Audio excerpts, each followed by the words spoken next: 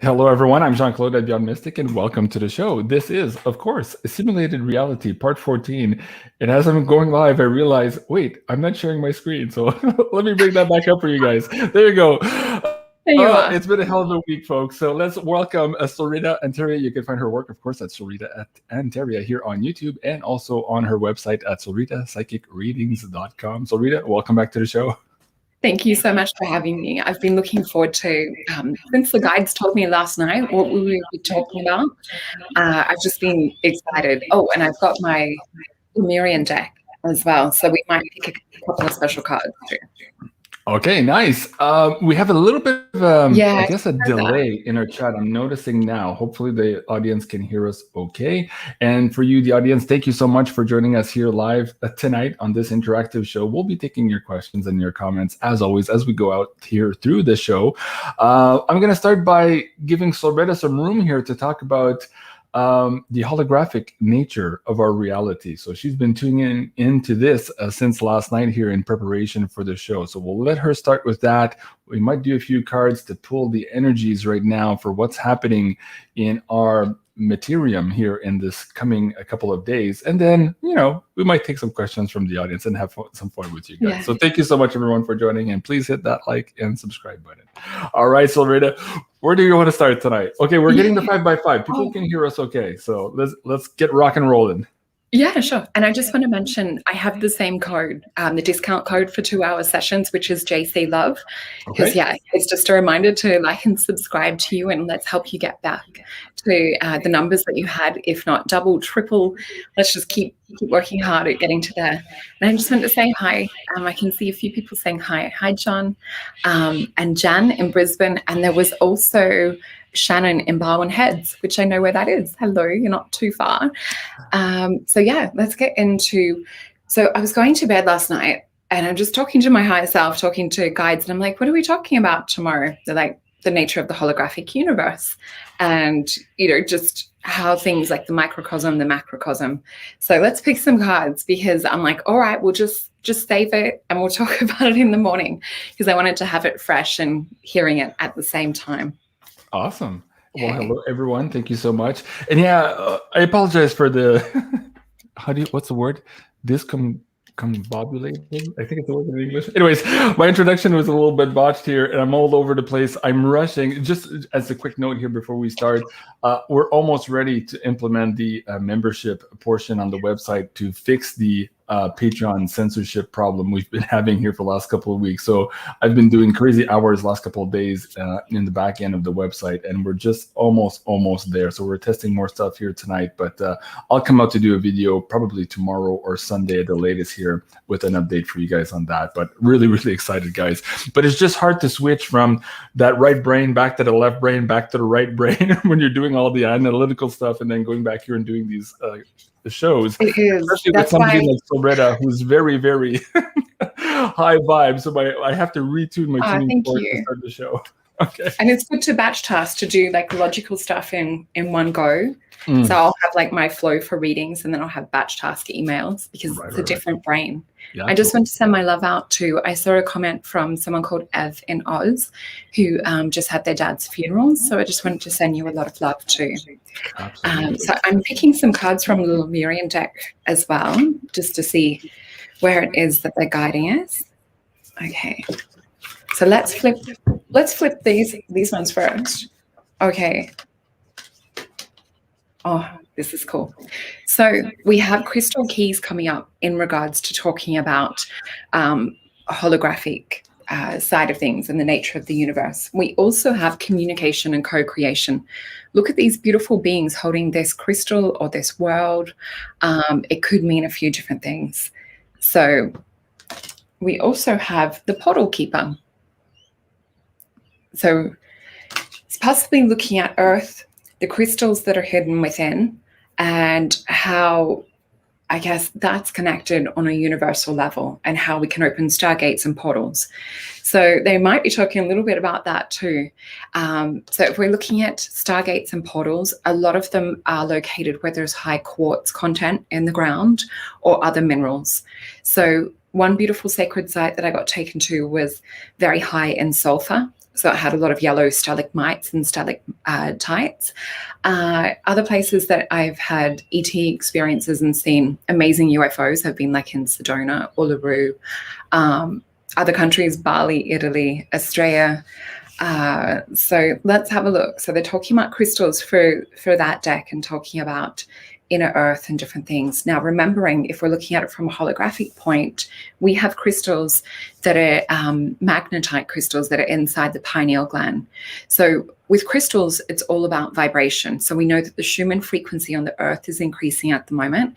This is also increasing our crystalline structure in the aura and crystalline structure within the pineal gland. So really important to take away any calcification that we can through detoxification. We want to get heavy metals out of the body, because when this Schumann resonance is pulsing and rising, we're also rising and vibrating with this, and remembering that we have a lot of water in the body, and that water being where that frequency is able to not only hold, but also able to shift through. We even see that this being has a crystal over the third eye. And then we see it resonating with crystals, whether it's within a city. And some of the ET UFO discs and worlds that I've seen, whether it's in dreamlight state or fully conscious, and I've seen an etheric overlay of a UFO that has crystalline city built on top of it. They're like cathedrals of light. So this is all about holding frequency. It's all about holding light. So I think that they're trying to bring in the relevance of how this holographic nature relates to us in regards to ascension. Does that make sense so far? Yeah, absolutely. And I'm just struck by the beauty of those cards. We don't use them often enough, and I'm just looking at them now. These are new ones. Wow. Yeah, they're really beautiful and very powerful. For the people who are looking for that, is there a specific place? Can you find them on Amazon? I would say, I mean, these were from Whole Foods, but I think her deck is all over the place. I think it was by Blue Angel, who's a beautiful family that prints cards and things that I know. So it was by Blue Angel is the printing house, and it's Izzy Ivy is the artist. But yeah, I mean, there's even more amazing cards too. But these are the ones I wanted in relation to what we're talking about. So let's have a feel into this. So what I'm actually getting, it seems to be like this. Where's that card? I'm seeing this kind of frequency where there's beings that are holding or kind of nurturing some kind of universe. To me, when I feel into it, it feels almost like a council type energy. It feels like a God frequency. And I keep seeing this liquid gold energy around what we would call Earth. So if we look at that, something was held in love, or we look at like the microcosm and macrocosm.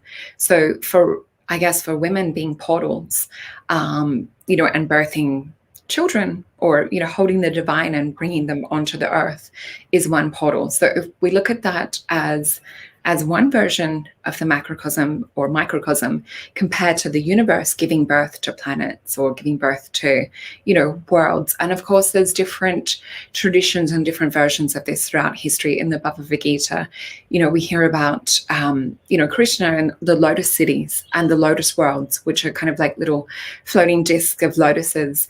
And there's many different incarnations, there's many different versions. And that's where I guess that how we would talk about oversoul energy works. So we can have one soul that's perhaps on this earth. We can have another one that's perhaps in a different reality or in a different dimension.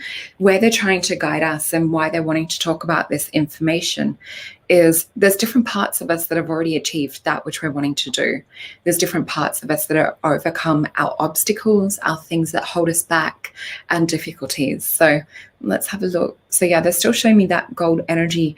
And I keep getting a feeling in Hebrew, it's called Yod. So it's like the hand of God reaching down onto the earth. They keep showing me this kind of symbol, this kind of frequency, this kind of energy. So it's almost like the hand of God wanting to reach down in regards to our creation. So let's also see what else. Okay, there's something that they're showing me to do with music in this creation, like different tones and different things. Now these tones and codes of creation and of us coming here are stored in the heart, is what they're saying. They're stored in heart codes. Okay. Now what they're talking about is with these heart codes, it's something that's stored very much like within our cellular memory. It's something that we can tap into, we can tune into.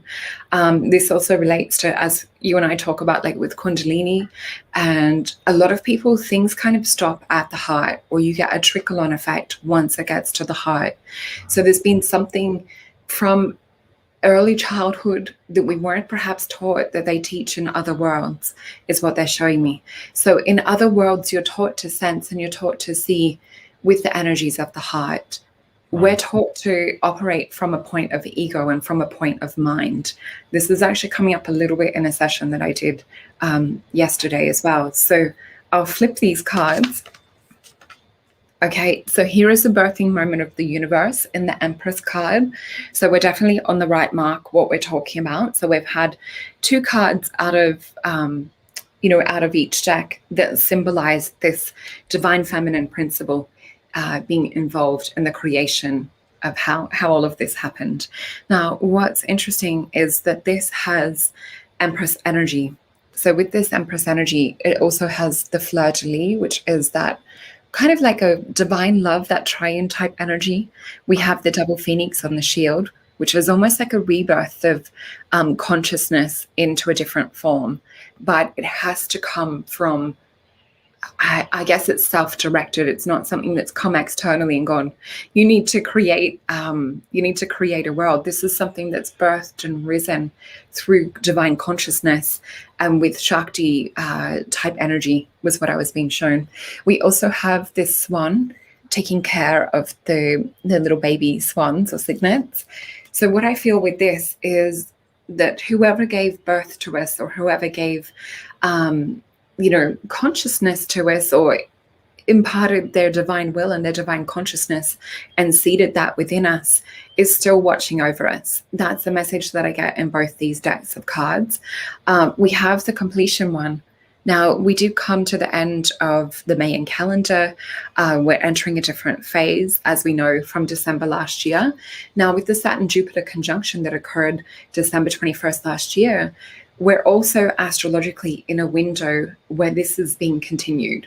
So what we began last year, it's to not lose sight of that. It's to continually feel that space in the heart and that echo of that window opening. So we are transitioning more into this place of light. Now, what we see here with this beautiful Empress, with the pink and green, this is total heart chakra frequency. We see her sitting between dimensions or between worlds. And we see that there's beautiful moon eclipse energy. This is very much tied into our intuition. And she's telling us the medicine is through the heart. We see this blue lotus, which was used in ancient Egyptian times, not only for an aphrodisiac, which is about love, that extension of the heart and things, but it was also used for DMT, which is the awakening of these little magnetite crystals, this pineal gland. So they're really talking about like connecting into earth, connecting into the heart, connecting into these portals to have that divine remembering, to have this activation. And just as we can get Shaktipat, like a touch on the third eye, and awakening from a guru, we can also receive a divine form of Shaktipat from the earth. And from this frequency that's rising is what they're showing me. So with this card, the Four of Wands, we have completion. So this is means for celebration. Four of Wands traditionally is kind of like a wedding or a marriage or a union. So if we're looking at being reunited with this energy that created us, what does that mean? Because that might mean something different to each individual, but try not to conceptualize the idea and try not to think about it from a logical mind point of view. What does it mean to be reunited in the heart with that which created us? So it's really to tap into that deeper sense of love.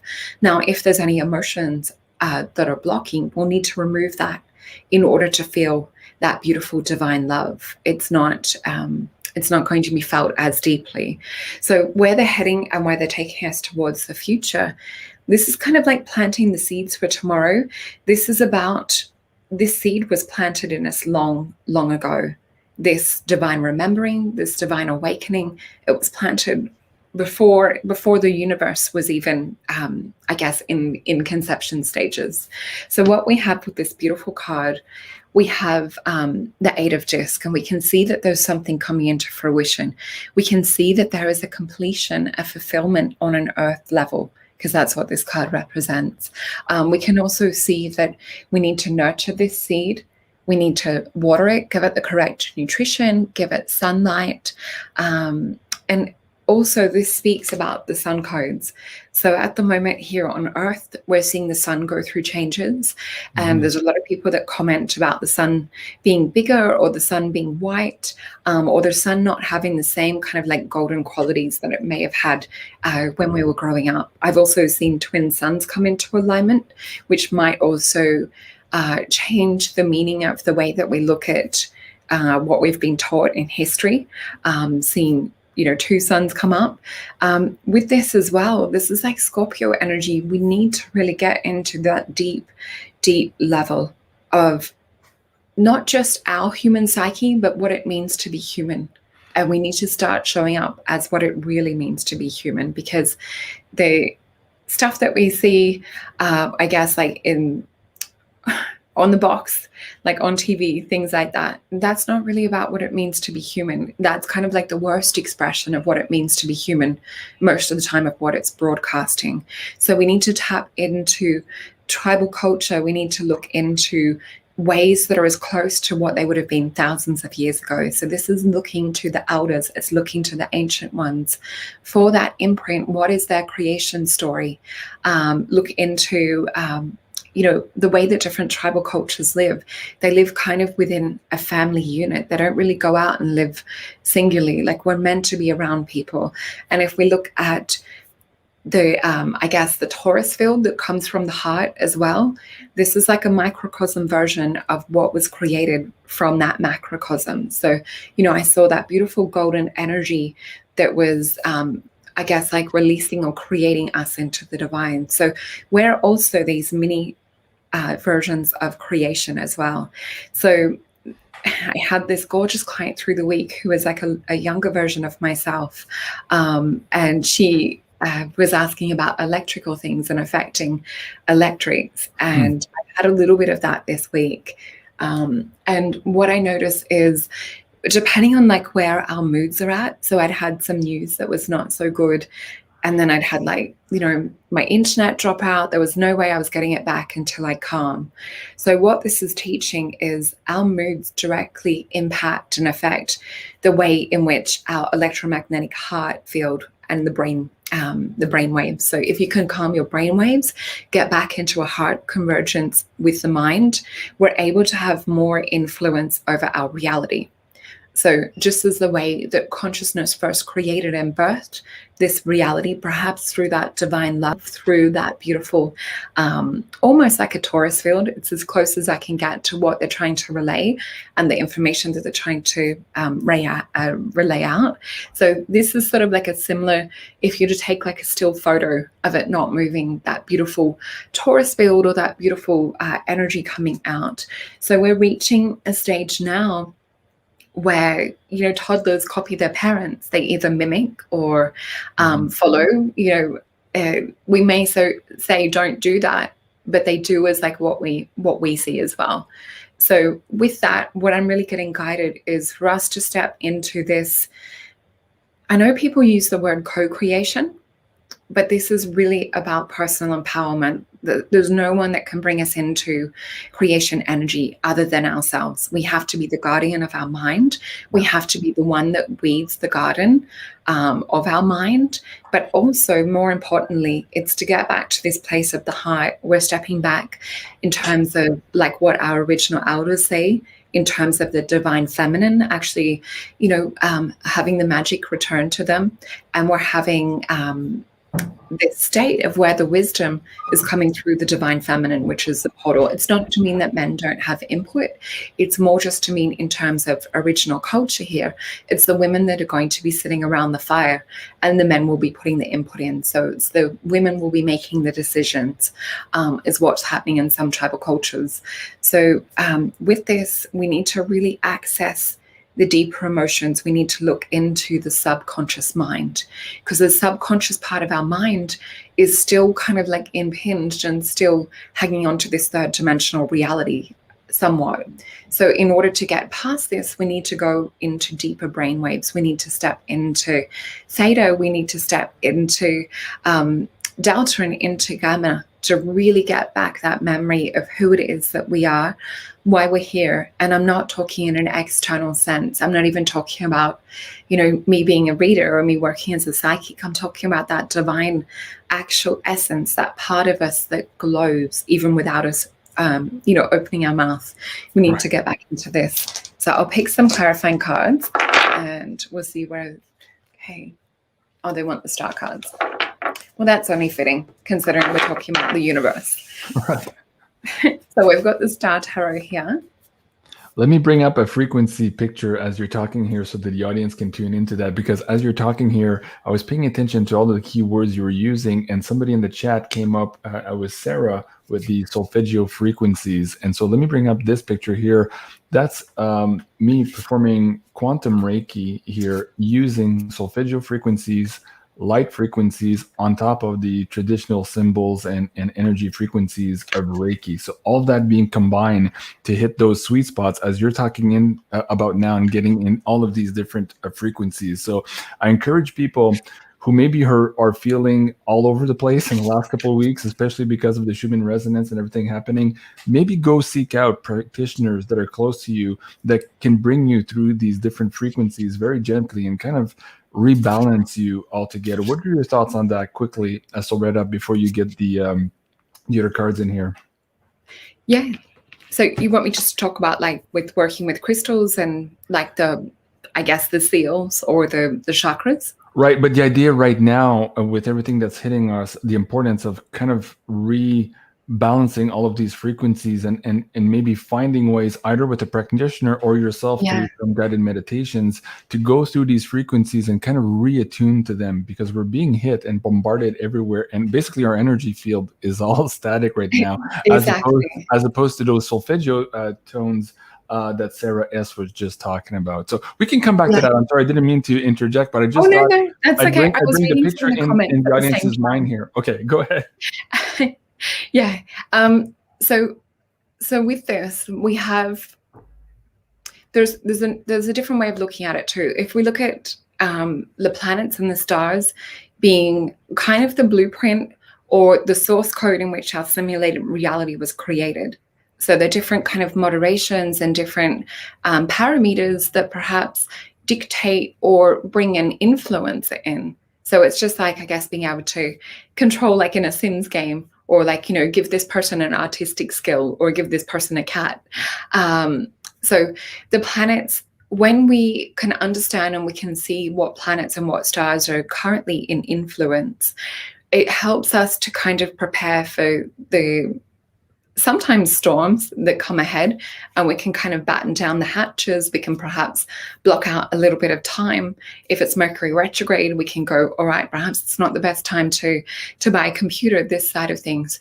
But there's also beautiful planetary and star influences that come in when we're working with the chakras. So, you know, heart energy, we all know is related to Venus. We know Earth is related to grounding, and there's certain planets like, you know, Uranus that's maybe more related to the unusual and the peculiar and different things. So if we're working with knowing and understanding the knowledge of how that implies to us, and that's why I love Vedic astrology too, and looking into, you know, that's kind of like my fun little hobby project at the moment, is to look into that and to gain more understanding from that, because it really is, if we look at that, we're an avatar that's created and we're born in a specific birth time. When we can understand these birth times and things, it's like reading our own code or our own manual. So we kind of see how we might spiritually, physically, mentally interact in the world. Western astrology is amazing as well, but I just find Vedic to be that little bit deeper. So in regards to like working with chakras and things from a kinesiology point of view, which is a combination of chiropractics and Chinese medicine, because that's where my background is as well, you can have reactivity going on in chakras. You can have emotions that are held in chakras. You can have two that are kind of not vibing together, or one that might be causing reactivity over another one. So say, for example, a clear, like easy case to understand would be the root chakra taking dominance over the heart chakra. Mm-hmm. So this would mean always seeking more things of a sexual nature, or more like instant gratification rather than long-term heart-connected love. So if we balance that, we find out when that, so a chakra is it's translated from Sanskrit into like a whirling vortex of light. So the chakras are not still, they're not like flat colored, they're lights, these beautiful vortexes of lights that are spinning. So they're not stationary, and they're made up of cones and rods. So it's like each of them looks like, you know, when you let the water out of a plug hole and you see it cycle down, there's a whirlpool. So in each of these chakras are these little whirlpools of energy. And these are kind of like the rods that are inside. So this is also like a macrocosm version of what's in our eyes. Our eyes are made up of cones and rods. And this is how we see auras. This is how we see chakras and how we see energy. So all of our systems are interconnected. And when we understand that, we can kind of, work out the faster codes, or work out the hacks to getting to the deeper issues. So with these things that are held within the chakras, you can have a chakra that perhaps has a bent little rod that happened in a past life. So we do tend to incarnate with different things if it's been very traumatic, or even, for example, even some gifts. If it's been something that we've worked lifetime after lifetime to establish, you can come in with, your third eye chakra being wide open and come in with different abilities and different things. But usually when something is what we call a God-given gift, it's usually that you've worked so hard lifetime after lifetime to establish this. So it appears to be a God-given gift. It explains a lot of the musicians that just play by ear or play by feel and have that masterpiece that just comes through them.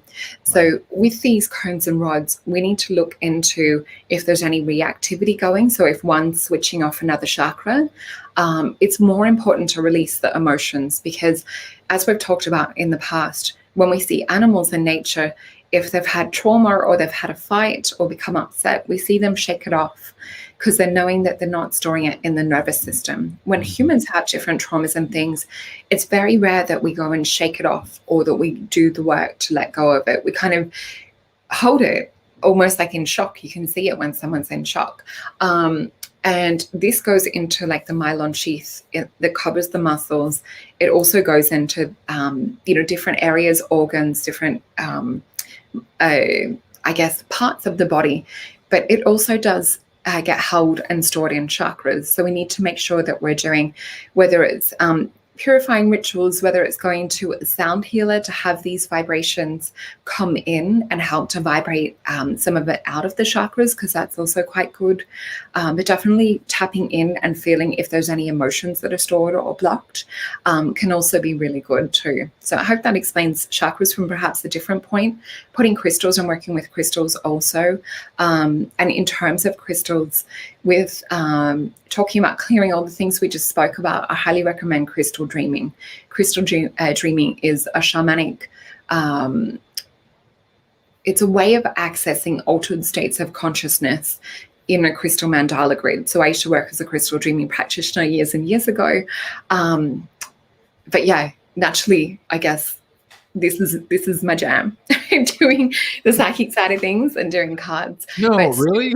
Now and then I'll get a grid out and I'll take someone through those altered states of consciousness. The way I can describe it is it's like having a vision or a screen pop up in front of your face. You can see your guides, you can connect more deeply to higher self, you can remove different things, release like negative entities, parasites, all of the things that we want to work on in order to get clear and to have more energy in our mission.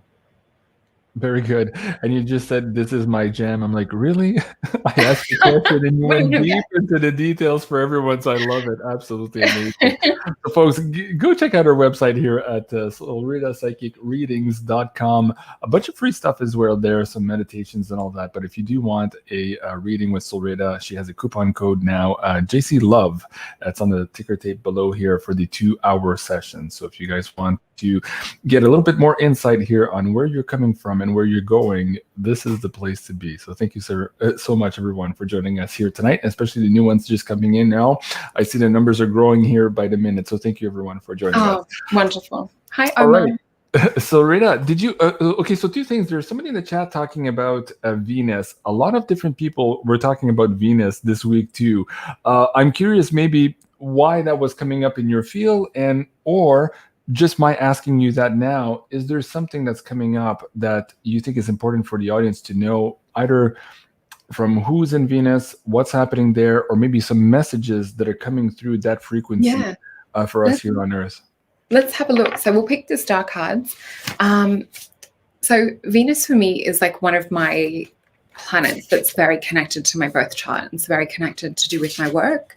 So when you find out what your main planets are, you're able to utilize them a lot more. So Venus is, hey Jenny, yeah, definitely hit the like. So a lot of my planets are Venus and Jupiter being my biggest influences. So it's about, heart, it's about love, it's about doing it through growth and expansion, and it's connected to do with abundance as well. So when you kind of know your planets, you know what you're working with. So someone might have Mercury and they, are so intellectual and they really, bring through new concepts, new ideas, new thought into the world. So when we know our planets, it can help us in this way. With Venus, Venus is also connected to the Hathor race. So the Hathor race was a beautiful race that existed in ancient Egypt. If you look up Hathor, you'll see these beautiful, and there's the Venus de Milo picture as well, which is a beautiful example of Venus just coming through. So Venus is kind of like the one that governs beauty, art, music, creativity, anything that brings an otherworldly sense and appreciation and energy onto the earth. So it's also connected to with flowers, perfume, jewelry, anything that sort of makes you feel that little extra bit special is like a Venus influence. So it's also connected to with the female aspect of love. Mars is the masculine aspect of love. So Venus is also like very much about being in the moment. It's kind of one of those energies that's about flow state. So it really relates to everything that we talk about, like with divine feminine, whereas like with the Mars aspect, it's connected to do with, thank you, Jenny. So it's connected to do with more like taking action, more kind of like, right, this job needs to be done. And if we look at the tantric principles behind Venus being kind of like receptive and about taking in and about flow, it's a very beautiful planet. And we look at Mars and it's about like giving, and it's about, it has this mission that we know Mars to have. So that's a little bit connected to do with Venus and what kind of Venus means to me. Okay. But this is also knowing that we can tap in and work with. So say, for example, if I've got a little bit of chaos happening, so what you can do is actually tap in, or if there's something that you want to work towards or create. So say if you want to manifest love, it's really about bringing Venus in and the influence of Venus and seeing where Venus is in your chart. So for bringing more planetary medicine in with Venus, it's working with rose quartz, it's working with clear quartz, it's working with stones that are connected to the heart chakra, rhodochrosite, rhodonite, these beautiful stones that have this heart energy and frequency and resonance to them. Also working with like rose petal tea, working with violets, different herbs that relate to Venus. So if anyone wants to find out more on planetary medicine, so say if you need more drive, you need more attention, more focus, and to get stuff done, you would be working with cilantro. Not that cilantro tea, like it might not be everyone's thing, but it has Mars qualities in the plant and alchemical. So if we're looking at alchemy of the planets, look up Nicholas Culpeper, planetary medicine, and there's a list of corresponding herbs and crystals and things that relate to these planets. So I'll just pick a card in relation to Venus. Hey, hold on a second here. There's a few people in the chat asking, hey, can we see SOLRETA not only shuffle the cards, but they're interested in seeing your layout, because we have other tarot cards members who come on the show and sometimes put the camera downward. And so I know, I've been wondering, how do I do this? All I can do is pick up my computer, hope the internet connection doesn't fall out. Okay. There you go. So with my normal tarot deck, you guys always see me close my eyes because I'm not flipping until spirits told me to flip, because I love to read with psychometry. I think that, to me, I used to read without cards, and I used to want to stay in that purity of working just within the clairvoyant psychic realm. Right. And what my guides started to talk to me and work with me in regards to this is that it's for our human consciousness. The symbols on the cards are activating. Sometimes it's the validation. So I'll flip these other cards because I work with this deck differently. So with Venus, what we've got happening with Venus at the moment, or why it possibly might be coming up, is Prince of Wands. There's something new coming in terms of a spiritual energy onto the earth. We have Princess of Pentacles. So there is that energy coming in, but then there's the Princess of Pentacles that's kind of holding that frequency on earth. So there's new, what I would call, I don't know, the word spirit is saying is like a gamma wave, is kind of like one way to describe it. So as we look at like gamma waves and things coming from space, there's some kind of wave similar coming in from Venus. So we have Prince of Wands, how gorgeous are these cards, and then the Princess of Disc. And with the other card that we've got, it's really about that faith in the unseen. It's connected to with like us reflecting on things. So the more that we're in tune with Venus, the more that we reflect her light onto the planet. So like to meditate, to tune in, it's about love and compassion.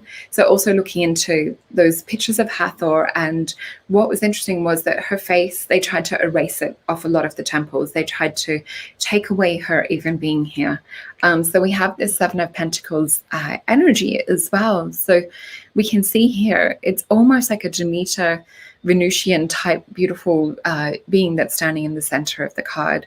Yes, so the other thing that I feel too is, it's not that like we're focusing on Venus just for overnight. This is Pentacles. So this is something to hold long term. So how can we hold Venus energy within us long term? Knowing that jewelry, crystals, things like that. So having something on as kind of like a reminder to tap into that Venus love, heart chakra energy could be really good. Yeah, so that's a little bit about what's going on at the moment with Venus. Awesome. Okay, guys, yeah, anyways, I was gonna say something, but maybe I'll leave that for another show. Okay. I don't want to get yanked here again, just as we're now getting back our sea legs, so to speak, here. So of course, and Venus is coming from the sea, the birth of Venus here. Okay, so Rhonda, do you want to take questions for the audience? We have we're 37 minutes into the recording. Yeah? You want to take questions? Okay. So first, let me go check the PayPal tip jar and see. Oh, wow. Okay. Kazumi, thank you so much for that. Let me bring that up on the screen. Wow, that's very generous of you. Thank you so much. So let me see if I can share that with you guys here. Kazumi. Thank you, JC, for the Cliff High interview, I guess. Thank you both. Sending gratitude and respect. Thank you so much for that. I really appreciate that. Shannon, I love tuning into your YouTube sessions with SOLRETA, all your guests. Being awesome. Okay, so why don't we pick a card? What does the universe have to say here to Shannon? Shannon, thank you so much for that tip. I don't know. Sorry, JC. Just trying to get closer to that one. Okay, what was hold the on question? a second here. It's just actually, if you can maybe, she didn't have a specific question here, but I just want to thank her for the tip here. Maybe we can just pull some cards and see what universe has in Yeah, sure. Let's have a look. Thank you, Shannon. Thank you so much. Okay.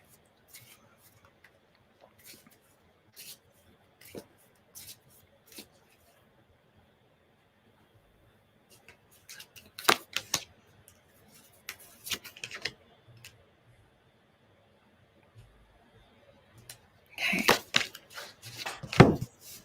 So I've got my cards here. can see they're just there. Right. Okay, so what I'm actually feeling for Shannon at the moment is this beautiful, the vision that I'm getting is a meme. I don't know if you've seen that meme where it's a toddler that's like listening to music and she's so like taken over by it that you can just see she's like inside of that piece of music.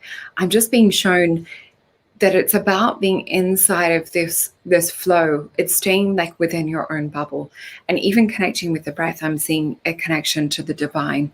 So they're really talking about protecting your energy right now, but they're talking about it's not necessarily that the focus is to be on protection.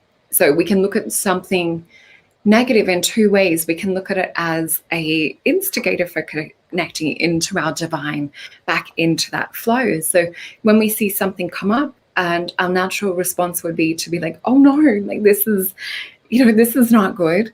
That's kind of like our logical response. So we can also go, oh, that's interesting that that's coming up. I'm going to use this as time to like anchor deeper and go more within. So I'll flip these cards over. Yeah, so we're seeing this come out in the cards as well. So we have the Ace of Cups. So there's that light, there's that connection to the divine that I was talking about. So you can see why I like to read them face down and not get, any visual influence by them. Right. So that's that energy. And that's about being totally in your flow, in your space. We can't see anything negative that's on the outskirts. Now, where they were talking about, like, not getting caught up in the things that we see around, we have this Princess of Wands. So we can see here that she's really sort of struggling. She's kind of like in flow because she's a Princess of Wands. So she has somewhat of like a spiritual essence that's activated, and she's trying to bring transformation out into the world. But this tiger, the tiger represents fear, has his tail around her throat. So there is a little bit of a struggle to express perhaps like what we're feeling or like our vision out into the world. It feels like a little bit of a roadblock. Now, to overcome this, to get to the Queen of Wands, we need to deal with the fear. We need to kind of make fear our friend. And that's where I was talking about, going, oh, that's interesting. It's coming up. So it's not diving into that unknown energy of fear, which gets us into a cycle, and fear feeds fear, feeds fear. So it really is recognizing it. Oh, that's a tiger. Okay, well, I'm going to make that tiger my friend, but I'm going to set the boundaries with this. So we see that there's this beautiful altar that has these Christ consciousness roses burning.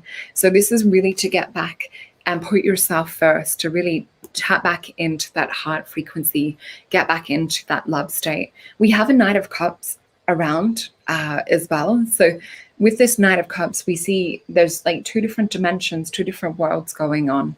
So Cups is about feeling. With this Knight in shining armor, he's dressed in green armor, which also resonates with heart chakra energy. We also have the angel wings too.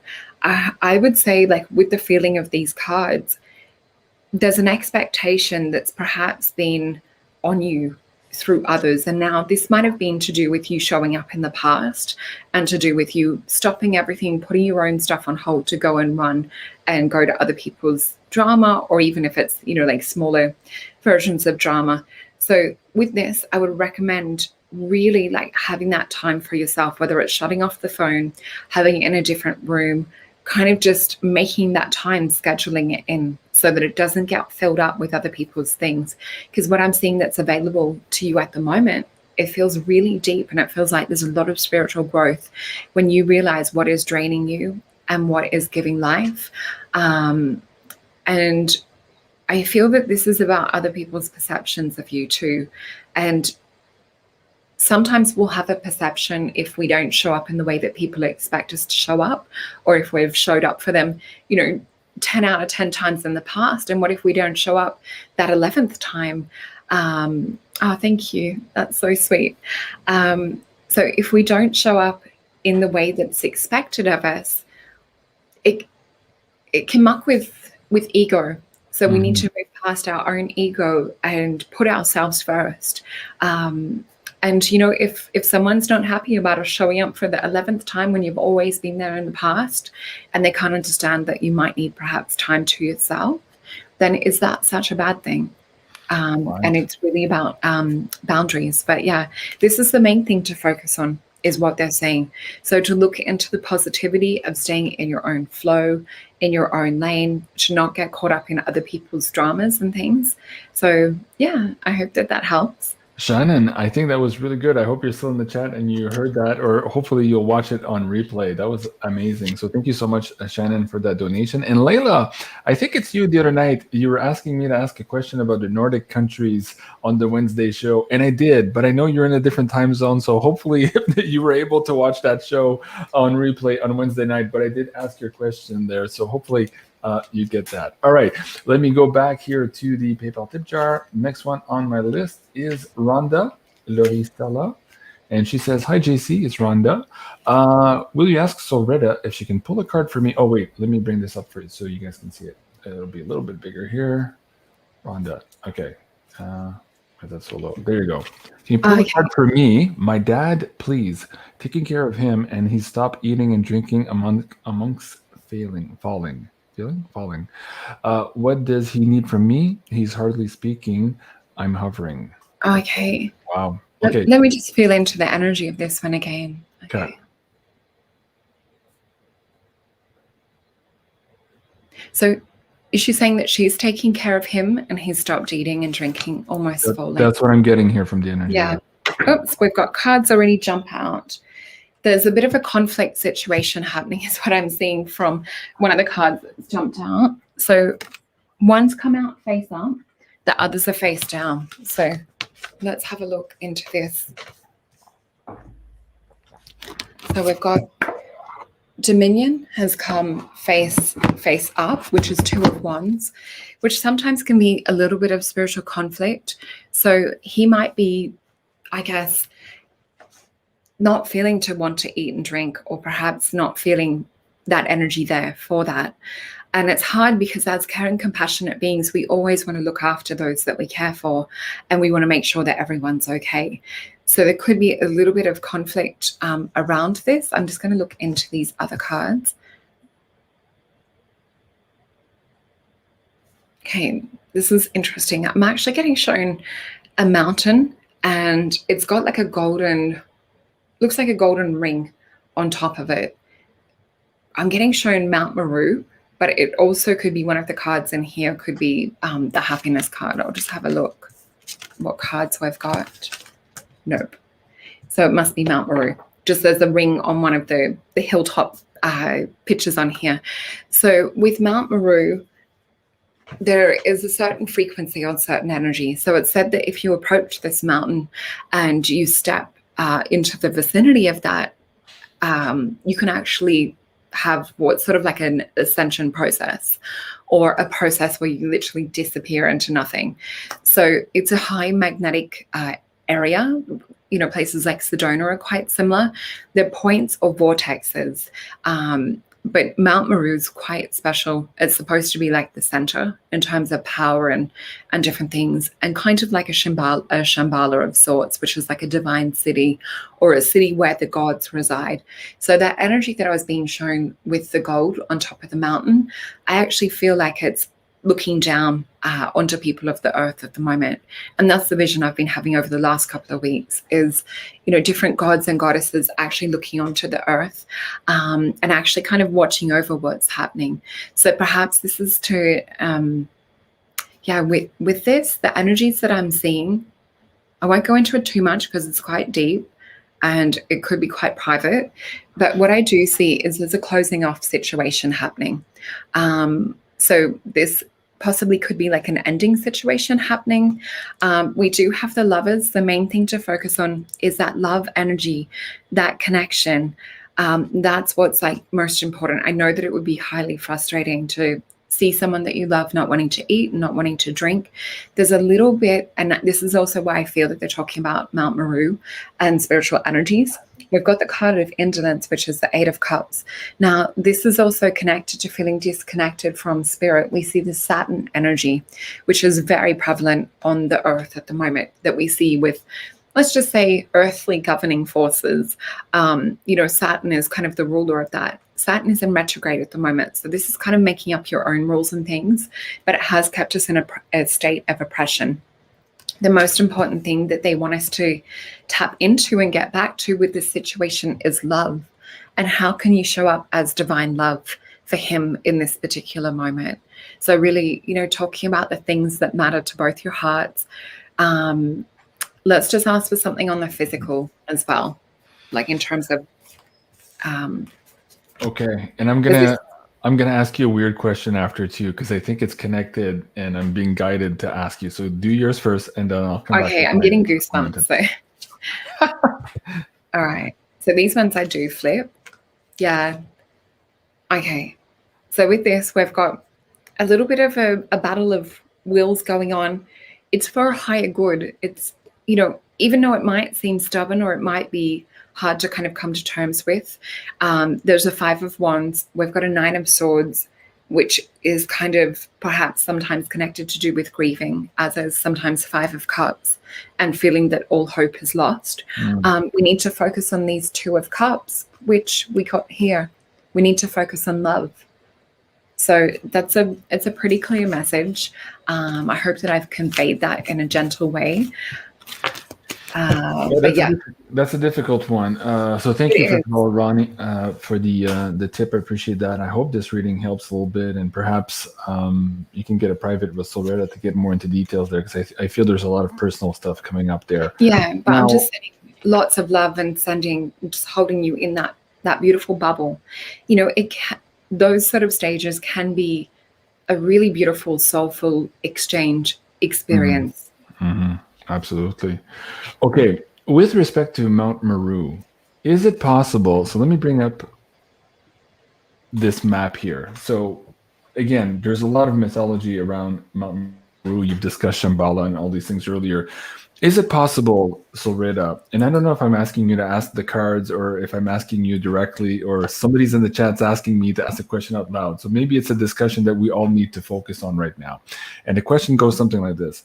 Is it possible that we, call it our higher selves or our complete selves, are actually in Mount Meru and we're sleeping, and we're actually here in these avatars, physical bodies, eventually trying to find our way back to Mount Meru? How does that resonate with you when I ask that question like that?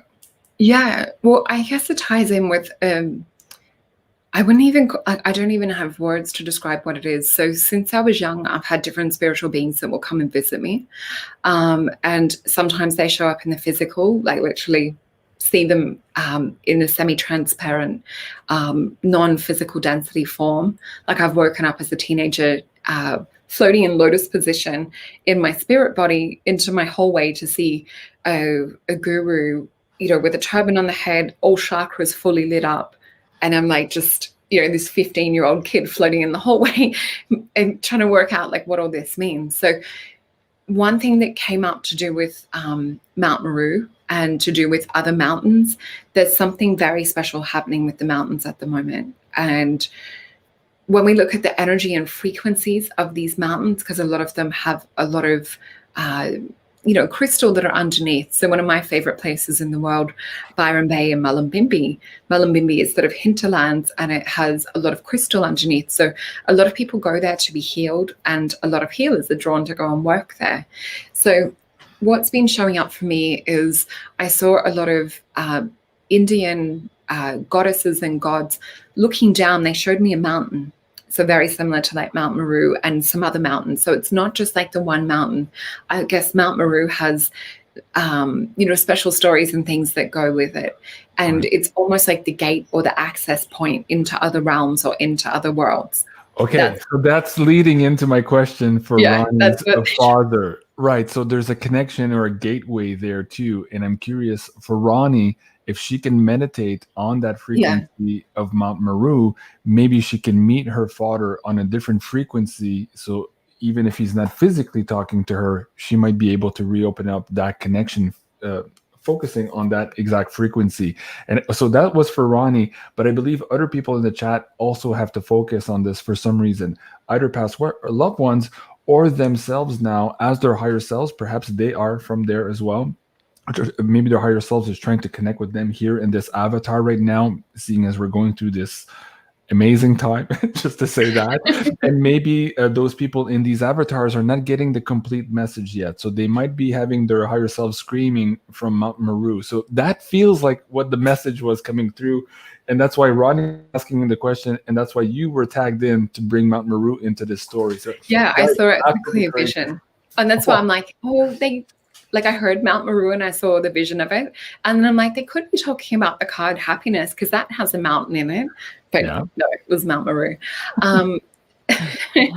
Very good. Don't you love it when your logic kicks in for a second? You're like, could be. No, it's what they said. I love it. Crypto Nana says, this vision, what they're showing me is the gods and goddesses and the ascended ones that are at the top of this mountain. They keep showing me them peering themselves like through the clouds, looking down at us. And I don't mean looking down as in a bad thing. There's such reverence. There's such a feeling of heart connection, and they can see, and what they project is that we hold similar to like an essence of them. And I know there's various stories throughout history that talk about demigods, or talk about the gods coming onto the earth and impregnating the women. So we do have some of us that have aspects of this demigod nature. So some might be getting called to or having visions to do with these places. That's so true what John's saying. AC is such a special soul family group. Thank you for bringing us all together. Thank you. And thank you, John. And thank you, everyone, for coming together and staying with us and building stronger and stronger communities as we're doing here on this show each and every week. I really appreciate that. SOLRETA, we have about 5 minutes left because I need to set ahead for my next show. I wanted to absolutely bring to the attention of the audience here, our friend Mariam Hanin is going under an operation here today. And I was hoping that we could all come together and send her some positive frequencies, healing frequencies, and some love. And of course, who better than SOLRETA to lead us into that quick meditation here together. So SOLRETA, while you start here, let me try to bring up a picture of Mariam here and that frequency so that we can all focus on her and send her our best. You want to start, Mariam? Yeah. I was just waiting for the photo, but she's such a I have to look for it, but I just missed it. I clicked off by mistake. Okay, go ahead. Yeah. No, I'm sending her love as well. She's such a beautiful soul. So if we just start by just slowly starting to relax in and just filling our own frequencies individually. So seeing this beautiful golden dust that's starting to fall over each and every one of you. And with each in-breath, feeling stronger and stronger frequencies connect to this beautiful golden dust. Just letting it fall on you, perhaps like palms up. Feeling it fall like snowflakes into your hands, and feeling the collective of all of us together, holding the hands together with this beautiful gold dust falling. And feel that coming directly from source, pulsating, coming in waves and snowflakes. And seeing that come in and purify and cleanse any of the chakras that need cleansing, any of the auric bodies that need cleansing. Feeling yourself just being in that space of the now. That's right. We're all doing really well. I can feel all of our energies connecting. So we'll just imagine Mariam here in the photo and just sending her that beautiful golden energy coming directly from the healing source and surrounding her in love from our hearts, and just seeing her already healed, already well, already healed, already well. Already healed, already well. And I'm just going to pop my hands in prayer position over my heart and just sending each and every one of you who participated a lot of love and a lot of gratitude. And thank you for doing this little meditation with us. Thank you, JC. I love it. I love it. Thank you. Already healed, already well. I love it. Very good. So I'll send this clip, these last few seconds here to Mariam on her phone. Hopefully she sees that when she recovers later. But hopefully she feels that through the ether. And thank you so much, everyone, for participating in all of this. So very quickly, SOLRETA, again, it was a crazy week here energy-wise. I brought up the frequency resonance of the Schumann frequency earlier today while you were talking. What can you tell the audience, maybe, it's not as big as it was last week. Still, there's a lot of activity here in the last couple of hours. But what can you tell the audience here moving forward, maybe in the weekend and the first couple of days of next week, how to handle maybe some of these energies? Is there any advice you can give the audience here?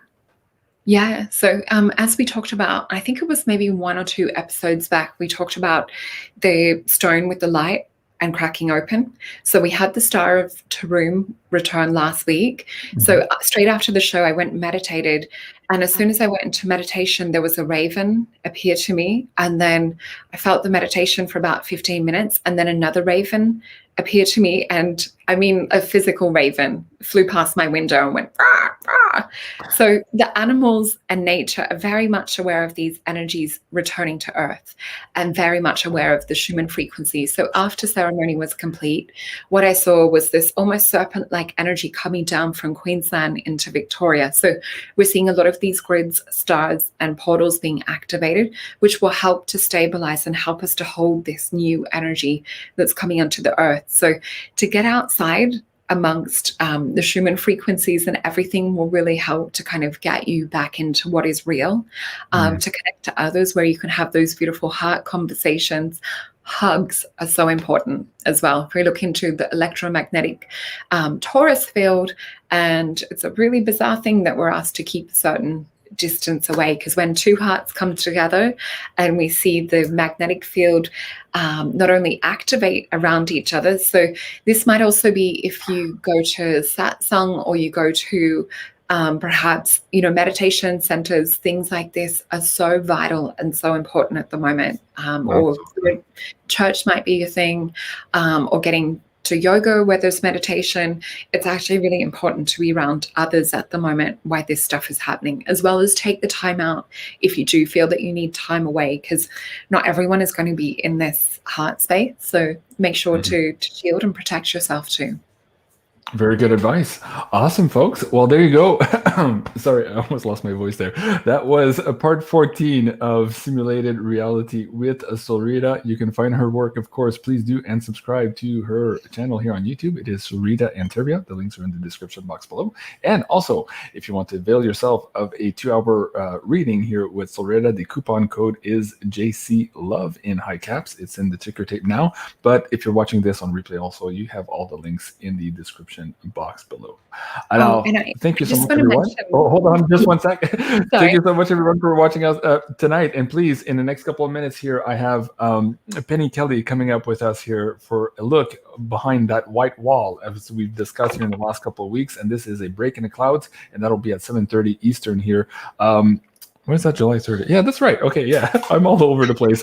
So in a few minutes here, folks, just stay tuned, and we'll be starting again here with Penny. Okay, so Rhonda, back to you. Sorry about that. Oh, sorry. I just wanted to mention, because my bookings are into December, but if anyone did want some, if they're thinking about it for around Christmas, definitely now is that window of time to jump on and think about that side of things. I just didn't want people to miss out. I do have time booked out around Christmas because I'm going to be spending it with the kids, and hopefully celebrating, doing beautiful Christmas things. But yeah, I just want to let you know that I am booking out to December. Okay. Yeah. Thank you so much for having me, JC, and for our family here. I'm so grateful. Well, I love having you here as always, SOLRETA. Thank you so much, and thank you for maybe steering the conversation a little bit more than usual here tonight. Again, these last couple of weeks have been horrendous, and I'm having trouble keeping up with everything. But hopefully, starting next week, I'll be able to breathe a little bit, because I think we're just almost over that last hump. So you're gonna have Leo going into Mars in August, and we're also going to have a big Virgo influence where things that you've been working hard to do. It's meant to be an energy that's going to be easier to get stuff done. We're going to have more energy to be able to direct and dedicate to it, but things should open up and kind of fall into line a little bit easier in regards to astrology. Okay, well, I appreciate that. I might actually call you up for a quick reading just to make sure I do my things on the right particular days here. And folks, just a last note here of housekeeping. SOLRETA and I were supposed to record this second episode here of Kundalini or Raising Kundalini with SOLRETA. Of course, this was all delayed in the last couple of weeks with the denial of service attacks on the website. SOLRETA and I just exchanged emails here in the last couple of days, so we're almost ready to bring that back on the board here to do the recording. So hopefully in the next couple of days, maybe by the end of next week, we'll have this next episode for you guys here on the pay-per-view website. So you can find that at beyondmystic.net/pay-per-view. All right, folks, that's it. Please remember to like, share, and subscribe, and tune in the next couple of minutes here for the Penny Kelly Show. I love you guys. Have a great weekend. And oh, hi, Omar. Thank you. You're welcome.